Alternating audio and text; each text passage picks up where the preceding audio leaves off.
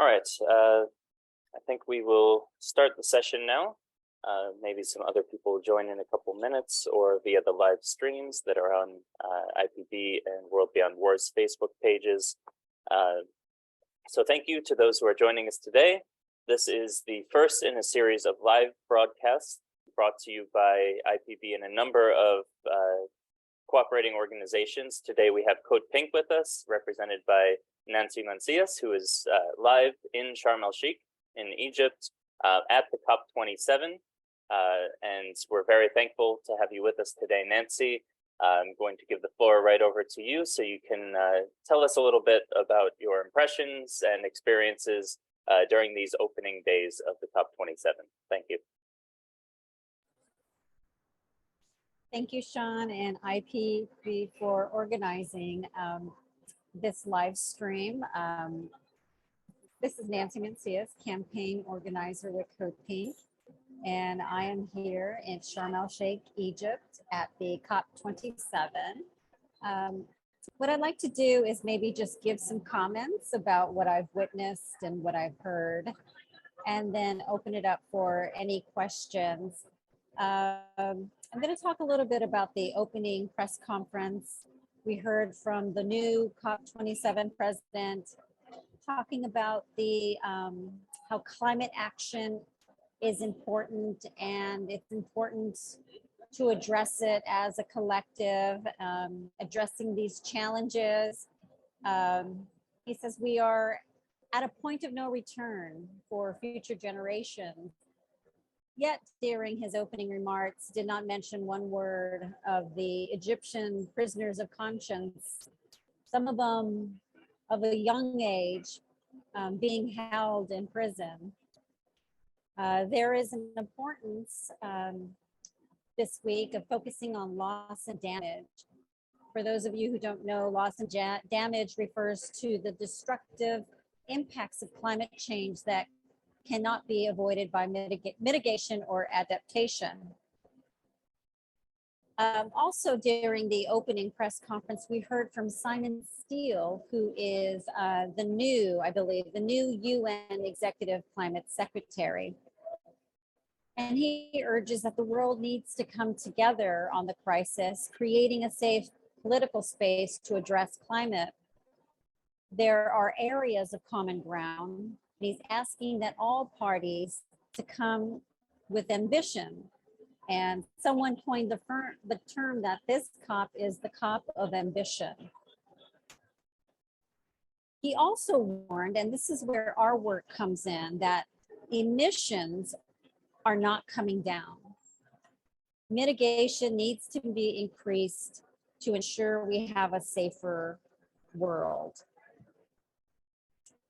So how does that reflect on the work that we are doing when we talk about military emissions? He also emphasized the loss and damage is to be addressed for the most vulnerable countries to reach their climate goals. Now, this issue of loss and damage, this is going to be dominating the agenda this week. Sorry if there's a delay, I'll try to slow down. The issue has been floating around for the past 30 plus years. And it's finally an agenda item. So how do we in our work put emissions on the agenda? How do we specifically put military emissions on the COP agenda? Are we willing, are we up for the fight? It took loss and damage 30 years to get on the agenda. Are we willing to do this for the long haul, to wait 30 years to put emissions, military emissions on the agenda? I also had the opportunity to attend a conversation with philanthropic organizations. Specifically, one stood out to me was the Bezos Earth Fund. I believe that's Jeff Bezos Earth Fund. And the speaker, there's a large amount of contradictions that are happening here. The speaker, Andrew Steer, he went on and championed the US and Canada doing these innovative programs and work with First Nation, Indigenous people. But really, we know deep down that that's bullshit. And that is absolute straight up brainwashing. If we look at the relationship between the US and Canada, we can take the Line 3 pipeline as a good example. Enbridge, which is a tar sands oil company from Canada, received a contract from the US Army Corps of Engineers to lay an oil pipeline underneath the Mississippi River, which is going to disrupt the wild rice harvesting that the Indigenous people of Minnesota have been doing for years. So there's a disconnect between what people are saying and what is really happening on the ground when it comes to Indigenous people. And I really wanted to raise this point with him, but he was off the stage. And then I also had the other opportunity to attend a talk with the former British Prime Minister Boris Johnson.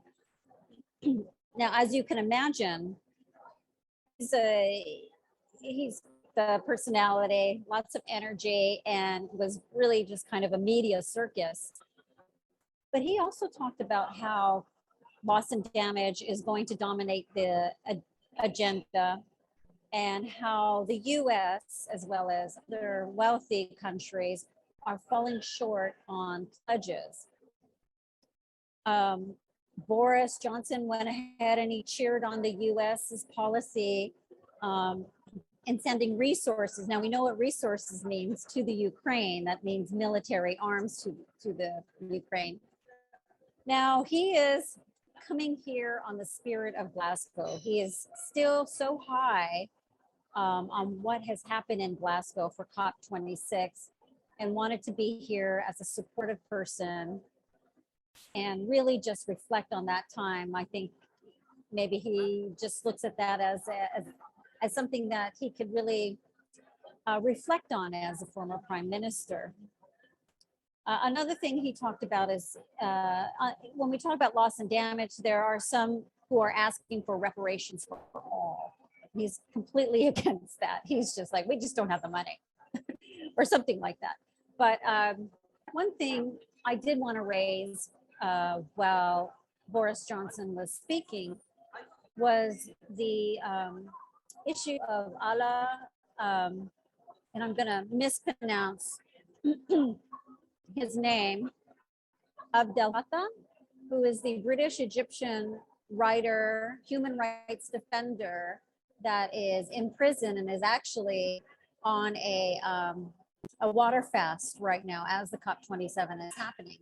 I didn't have to raise the question. The interviewer raised it, and Boris Johnson said that Allah needs to be free. And so that was a huge step. So I posted the video of that on my Twitter account if anyone is interested in seeing that. But the former British Prime Minister, Boris Johnson, is calling for Allah Abdel Fattah to be free. And he said that he's had discussions with Assisi and with others in the Egyptian government to work towards that. And he was doing this while he was prime minister. So I don't know what diplomatic conversations are happening now that Boris Johnson is no longer in office. And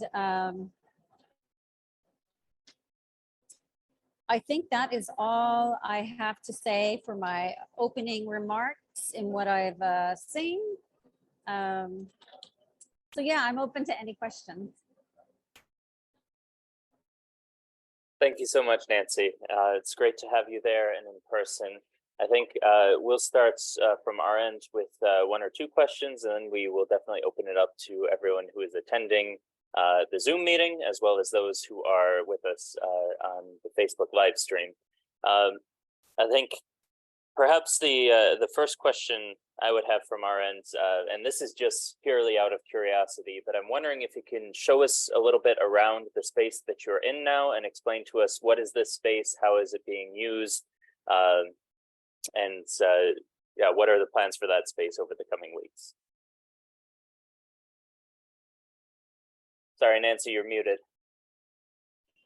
Sorry about that. So the space that I'm in is called the Innovation Zone. And I believe this is put together by a British group. And I'm not quite sure what they do, but they have hotspots. They have complimentary Wi-Fi. They also have these talks, like the talk I attended with Boris Johnson. So they are a British-based organization. And the thing that's interesting about COP, I'm not sure if for those of you, well, for those of you who have attended, you're familiar with the Blue Zone. And within the Blue Zone, there are side events. And then there's also the Green Zone put together by the host country. This one's called the Innovation Zone. This is completely independent. I want to call this the Sideliners event. So what's going to happen here is going to be a week of talks, a week of workshops, an opportunity for people to set up their desks, set up hotspots, their hot desks, use the Wi-Fi. But I'm not sure if I'm coming back to this location. I do plan on going to the Green Zone, which is across the street from this location, which is having a wars and climate justice workshop tomorrow. So that's pretty much what's happening in this space, is the people who are independent outside of COP27. And this isn't just the only independent space. Just down the highway, Saudi Arabia is having their own, parallel COP27 conference. And that's kind of an issue, trying to save the people and planet when, we all know that they are creating the most horrific human rights violations in Yemen. So I hope that's answered your question. Absolutely, and thank you so much for that. My next question would be just with regards to the atmosphere that you have felt over the past couple days. If you've had the chance to speak to some other activists or other attendees of the conference in general, specifically on the overlap between climate and militarism, and if you've seen if there's been much reception, if people are open to this idea, or if really the focus is more on loss and damage or even other elements of climate change. Well, we are just at the beginnings of COP27. So there are some events that are dealing with this issue that are in connection to COP27. As you know, there are the side events inside of the Blue Zone that are taking place. So to have the discussion, people are interested, but I think folks are really, they're here with their own agendas. But if anyone is willing to talk to me and listen to me, I am all ears. I mean, I'm here for them to talk about the issue.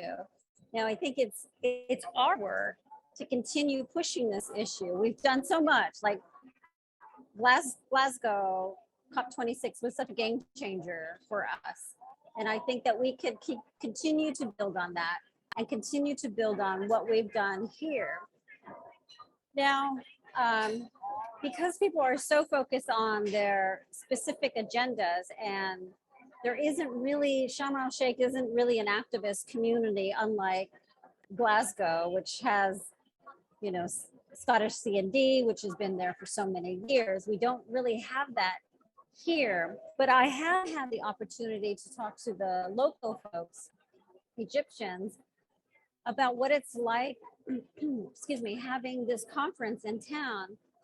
And what they're seeing is kind of a step up of security, more of a police presence. I'd have to say, like airport type check-in, going into the Old Town area. And they say, well, this is because of the conference. This is why this is all happening. So my sense is, if this conference wasn't happening, there wouldn't be such a large police presence. Now, coming from the US, I think the US is such a police state. I think that this is normal. We have cops running the streets throughout our big cities. So, but for the local community, it's not so much. And I also have to say that going outside of, I had the opportunity to go outside of Sharm El-Sheikh, and that's a completely different experience. The city is surrounded by a wall, similar to the Israeli apartheid wall. And there's only one way by land to come into the city and one way out. And that's through this checkpoint. But the city itself is a fortress. So outside the city, that's where I've seen the military. I took a trip up to Mount Sinai, and that's where the military is basically outside the perimeter of Sharm El-Sheikh, whereas the local police are inside, just kind of directing traffic, just having cop cars on the side, check people's bags. So yeah, that's what it's been like for local folks. Great, thank you so much, Nancy. I think we will now open it up to the questions from our participants, both via Zoom and those who are participating online on our Facebook live streams. So those who are with us in Zoom, you can use the raise your hand feature if you would like to ask the question yourself, or if you would like us to ask the question for you, you can write that in the chats and then we will communicate that. For those online, you can just comment on the live stream and we will be monitoring there as well for any questions. Yes, I see we have our first question coming from Theo. Go ahead. Hello, Nancy. Thank you for helping us here, for doing this broadcast. I am very interested in knowing, especially as you said, you've been in other COPs. How were your expectations for this first day, how they were met, and what are you seeing regarding this first day in this COP comparing to others? You've touched on the question about the activist community comparing with Glasgow, but could you talk a little bit more about this?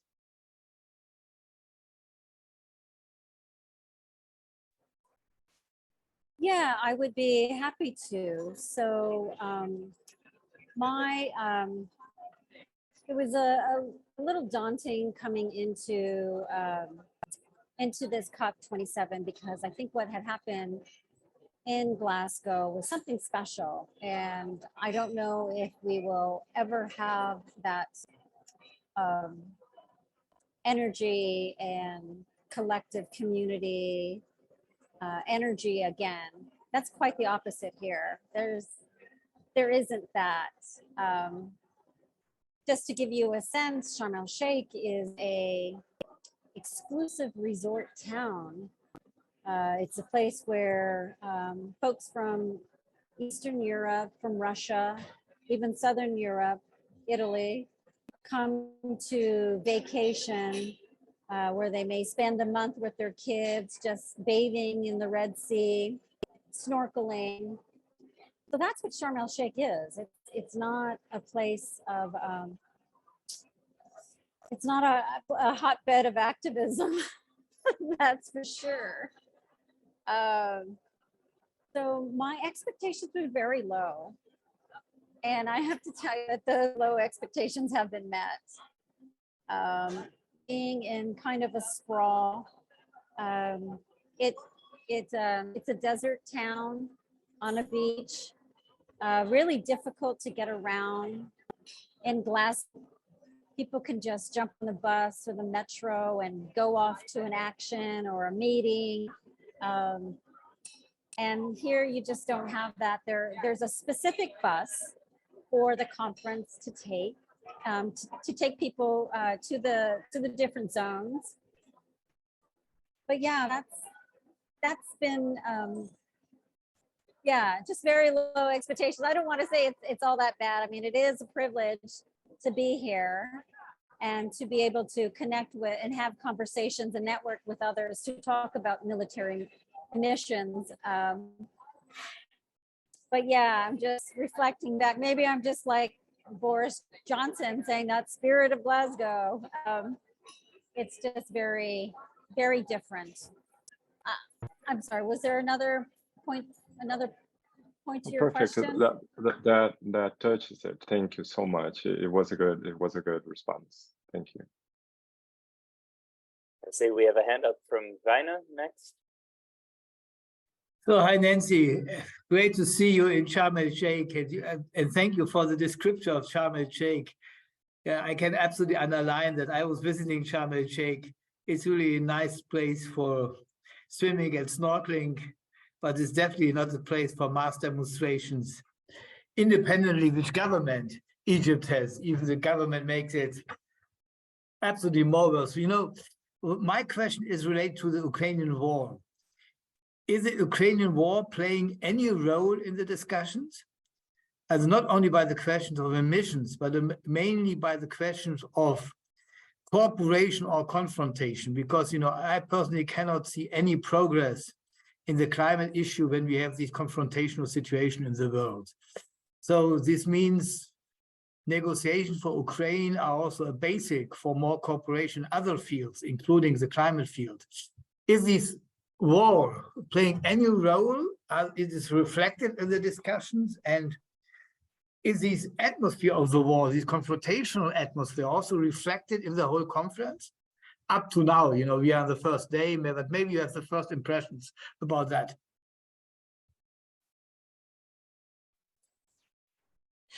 Yeah, that's a really good question. And the war in Ukraine is something that is on people's mind. And just going back to Boris Johnson, who spent his time on the mic just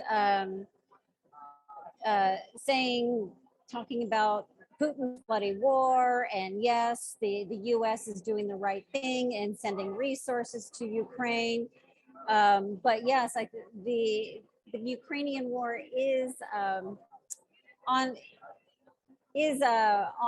people's mind. Yet it is not front and center. Loss and damage is, but I can say that there is a side event that is going to deal with military emissions, which does include members, government officials from Ukraine. So they have a side event here at COP27. So even though the Ukraine war is not a front and center topic, it's not forgotten. It's not as if we are living in a box, although I think some people are living in a box when they come here, just being single issued climate change and not wanting to address human rights or war. But yes, I think the Ukraine war is being framed in a way that it's Putin's bloody war. So if that helps in any way, if that answers your question. Thank you. Great. So just again to repeat, if anyone has questions they would like to ask, you can use the raise your hand function or send a message in the chat for those participating online. You can also just comment on the post and we will be looking for replies there. I'm not seeing any hands at the moment, but I will ask another question myself and we'll see if any other questions arise in the meantime. I'm wondering, Nancy, which events or activities you are most looking forward to in the coming week during your time here? What events give you some inspiration? Which ones are most interesting? What will you be doing during your time there now? Well, I will mostly be in the green zone. As I said, yes, tomorrow there is a workshop that is addressing war and climate change. And this particular group, their name escapes me now, hopefully it'll come back to me, is dealing with issues of oppression, war, climate change. They really have a transformative justice focus, looking at how people can be healed from these awful things, awful experiences of war, awful experiences of climate change. So that's how I will be spending my week. Also, if there's any other opportunities to attend speaking engagements like here in the Innovation Zone, I will definitely take advantage of that. But yeah, that's how I will be spending my week. Hopefully I can bring a banner out front of COP27 Convention Center. There was a Vegans for Peace. They had a demonstration with some music and banners and dressed as animals. So hopefully I can bring the banner out and have it outside in front of the convention center. Great, thank you, Nancy. And we look forward to hearing back on how all of that went when we have our next conversation with Nancy on Saturday, the 12th of November. I see we have a hand up from Jacqueline. Yes, hi, thanks, Nancy. I'm going to be coming to COP27 from South Africa, and we're working with some activists who are involved in a documentary series. And I guess, you know, because of the context of Sharm El-Sheikh being a resort and we're so far away from, I guess, people on the ground who could be part of any mass sort of mobilization or mass sort of protests, I guess I'm just wondering, is there any space for that? Is there an opportunity for any activists to gather and get together and protest? Because it feels like you say, it's so different to Glasgow, but I feel like there are still going to be so many activists. And is there an opportunity for that, or because of the context of the government, it won't be allowed? I guess I'm just trying to understand. Thank you. Well, demonstrations can happen inside the blue zone, given that it is the, hold on one second.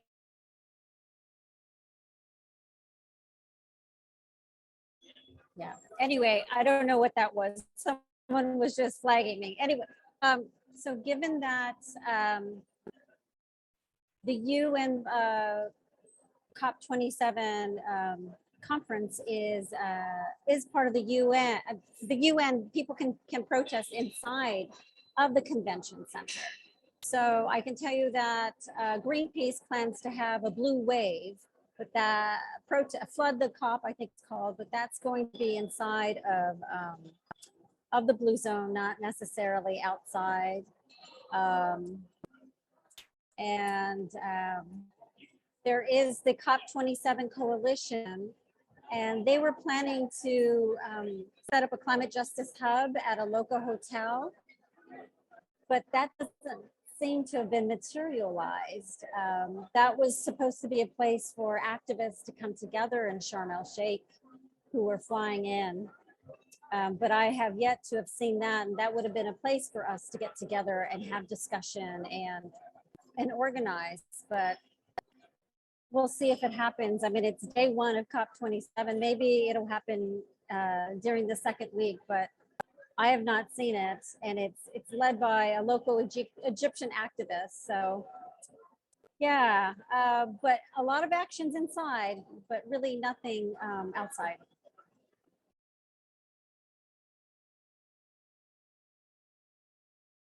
Great, thank you, Nancy. I'll just read out, we have a comment from Marla Slavner in the chats.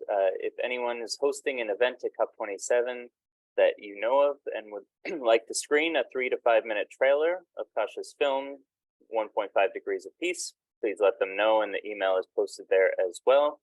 I have to say I've seen a trailer for the movie, for the documentary. I have not seen the whole thing, but it's very inspiring and quite wonderful. So happy to include that here as well.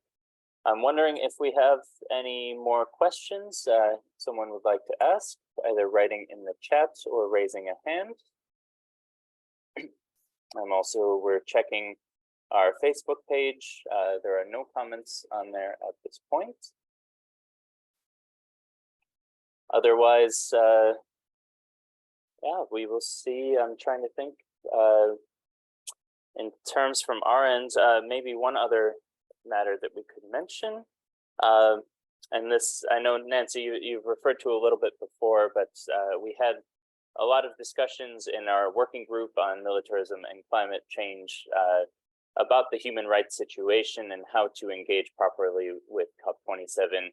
In regards to that, I'm wondering if there is a presence of some Egyptian activists, climate activists on the ground, if it really is more of just an international gathering, or if there's much in relation to the local activists. Well, Sharm El-Sheikh right now presently feels more like an international gathering, like we've kind of invaded the local people's space. I understand that there are the activists on the ground in Cairo who will be having a conference after COP27 for civil society, Egyptian civil society, to get together. I don't see that happening right now. I do know that there are some side events in the Blue Zone that are addressing human rights, but to what extent that it's going to address the prisoners of conscience, I don't know. And well, like I said, we'll just have to wait and see if the COP27 coalition hub, climate justice hub, will materialize.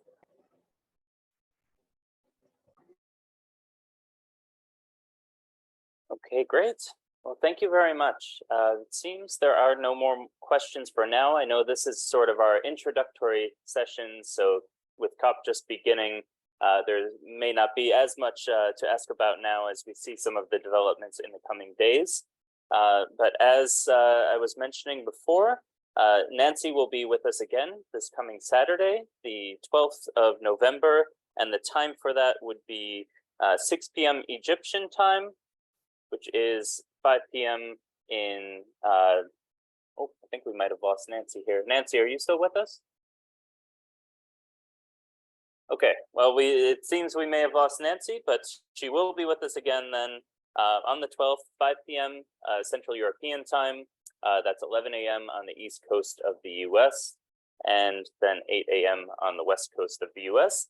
I'm sure Nancy will also be posting on her Twitter page all of the updates about what is going on. So make sure that you follow Nancy and her journey throughout the COP, as well as CODEPINK, her organization, who is doing some great work. So we thank you for being with us and providing us insights from on-site, and look forward to hearing updates on how everything is going. It is worth mentioning IPB currently has 4 scheduled events of these broadcasts in COP. So we do have one this coming Wednesday, the 9th. That one will take place at, let me just confirm the time there. Does anyone have that on hand? Excuse me, the 9th is at 4 p.m. Central European time, which is 10 a.m. on the East Coast of the US. And then we will also have a session on Tuesday, the 15th of November at 1 p.m. Central European time. And each of those have certain themes that will be brought into the picture. You can find more information at www.ipb.org. And we hope to see you there. Thanks again, Nancy, and we wish you all the best for your time in COP.